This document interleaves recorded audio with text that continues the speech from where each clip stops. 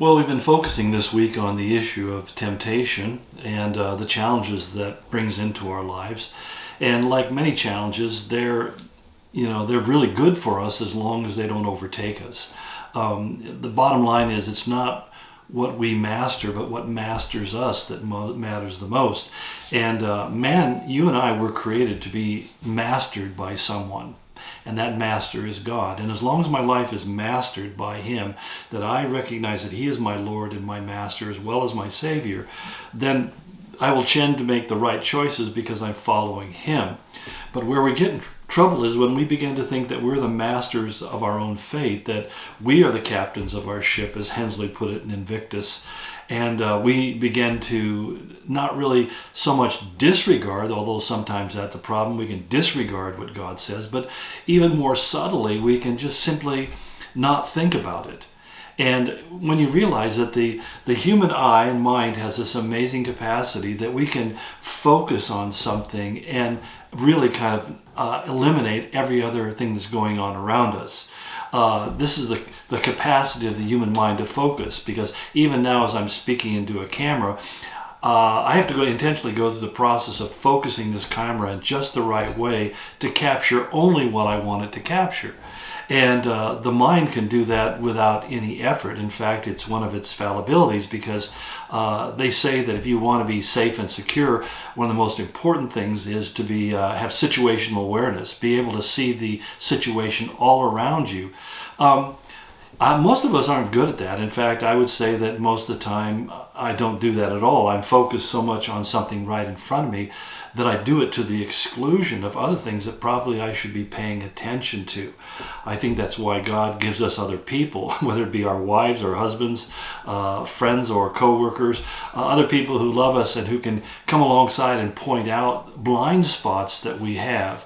We often think the blind spot is the thing right in front of us, but where in fact it's really that we are looking at something so intensely that we don't recognize its implication and its interaction with everything else that's in our life, and especially everything else that's important. And that's why when James starts talking about temptation, he makes this comment in verse 15. He says about temptation that after desire has been conceived, he says it gives birth to sin, and sin, when it's full grown, gives birth to death. In other words, the problem is that we allow something that we shouldn't be focusing on to capture our full attention. And that leads us into a negative pathway. I go back to Genesis 3 when Eve is tempted by the serpent. And the very first thing the text says in that moment is that when she saw that the fruit was good for food. In other words, the first thing that happened was she became visually focused on something. And by visually, I don't mean just the idea of her eye ocularly looking at something, but rather her whole mind, what she's allowing to dominate her thought processes is this fruit that she's looking at. And that's really where Satan likes to operate. He likes to capture our attention by getting us to focus on something. It can be focusing on something that is not edifying and not helpful or healthy. That's why it's so important what we do on the internet, what we do with our phones, what we watch on TV, and what movies we go to, and all those kinds of things. Because as Paul warned to the Corinthians, he says, evil communications corrupt good manners. Or that's kind of a King James, that's the way the King James puts it. But he basically is saying is that when you communicate with things that aren't really of God, it really causes a corruption and begins to alter your behavior in an unhealthy way. It's really the same thing that James is saying here as well, that he says when you begin to focus on something that is really something that God says, I don't want you to focus on, like even the faults and failings of somebody else. We get really good at that there's so much this way and there's so much, I'm so angry at you, and all those kind of things are focal points. When we do that, he says, it will give birth to sin. And that's why the psalmist said that we should lift up our eyes to the Lord, that we should focus on Him. And even the writer of Hebrews put it so simply, said, laying aside the weights and the sins that so easily beset us, or we might say so easily become the primary objects of our focus. Putting those things aside, let us look unto Jesus, the author and finisher of our faith. Have you ever noticed that when you are depressed and discouraged, that what you're doing is you're probably gazing at your navel or your shoelaces? You're not lifting your eyes up to heaven and focusing on the Lord? Again, this is one of the reasons I say I start my day every day by reading the Word and praying, especially the reading of the Word, because it helps me to fix my eyes upon the Lord and not on all the other things that are going on in my life, particularly all the problems and weights and responsibilities and cares. And as a result, we become drawn to Him. We become uplifted. We begin to find joy and strength and encouragement and vision for the next day.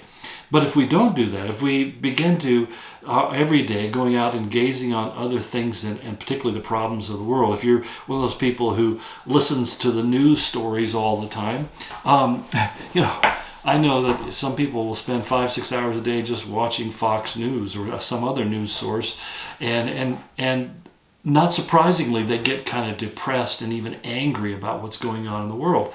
Well, that's a consequence of putting too much of attention on something, because what you're really saying is what Fox News or some other outlet said is going on in the world is more of a determinant of the future than is God who rules over the universe.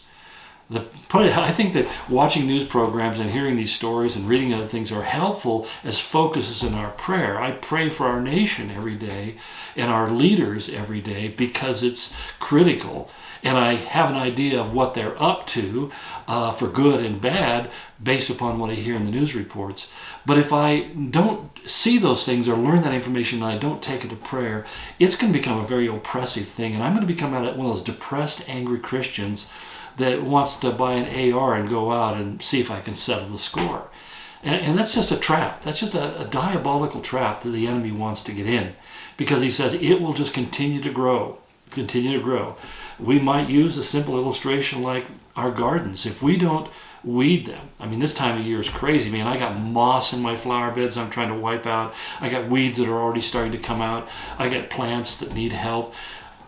Basically, I got to take care of that stuff. If I don't clean that ground and weed it out, it's just going to get worse and worse and worse. And that's what happens. In fact, James said, when it becomes full grown, what it produces is death, something very noxious and poisonous.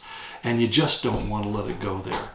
So be focused today on Jesus. Really, I mean, if you haven't done it yet today, stop.